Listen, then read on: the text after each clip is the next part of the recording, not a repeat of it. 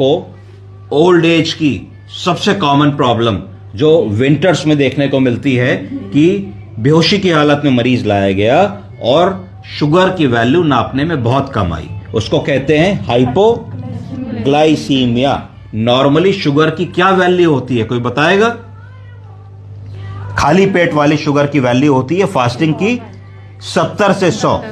कितनी होती है? 70 से 100 मिलीग्राम पर डेसीलीटर। क्या? तो हर वैल्यू को नापने की एक वैल्यू होती है, यानी कि अगर दूध लेते हो तो लीटर में मिलेगा, अगर लोहा खरीदते हो तो किलो में या क्विंटल में मिलेगा, सोना खरीदते हो तो ग्राम में या मिलीग्राम में मिलेगा। उसी तरीके से हम लोग शुगर की वैल्यू को मिलीमोल पर डेसीलीटर में नापते हैं। तो फास्टिंग वैल्यू हमने बताई 70 से 110। पीपी वैल्यू बताइए खाने के बाद वाली 110 से लेकर के 180 तक। ठीक, हमेशा याद रखिए। तीसरी चीज ऑन एन एवरेज याद रखिए कि अगर कभी भी कोई मरीज आ रहा है तो रैंडम शुगर अगर हम नापते हैं तो 150 या उससे कम है तो हम उसको नॉर्मल मानेंगे, और अगर 150 या उससे ज्यादा है तो हमारे मन में एक ये बात आनी चाहिए कि हो सकता है कि इस मरीज को शुगर की बीमारी अर्थात डायबिटीज मेलाइटस हो।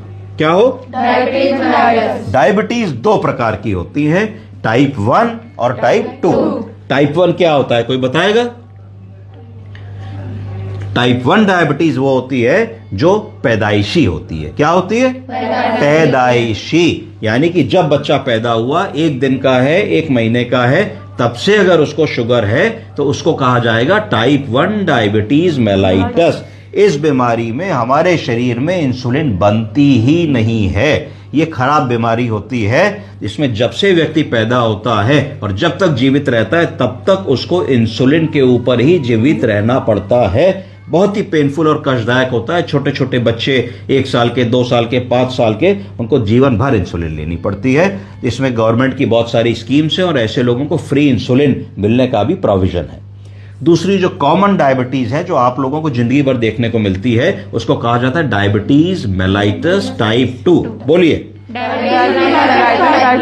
ये क्यों होती है? ये इसलिए होती है क्योंकि धीरे धीरे जब हमारी उम्र बढ़ती है, हमारी लाइफ स्टाइल में परिवर्तन होता है, हम लोग खाना पीना बढ़ा लेते हैं, हम लोग चलना फिरना कम कर देते हैं, हमारी मोबिलिटी कम हो जाती है, हमारी फिजिकल एक्टिविटी कम हो जाती है, हमारा फैट गेन होने लगता है और मेटाबॉलिक चेंजेस आने लगते हैं शरीर में, जिसके कारण इंसुलिन का प्रोडक्शन शरीर में कम होने लगता है। इंसुलिन कहां बनती है, किस ऑर्गन में बनती है?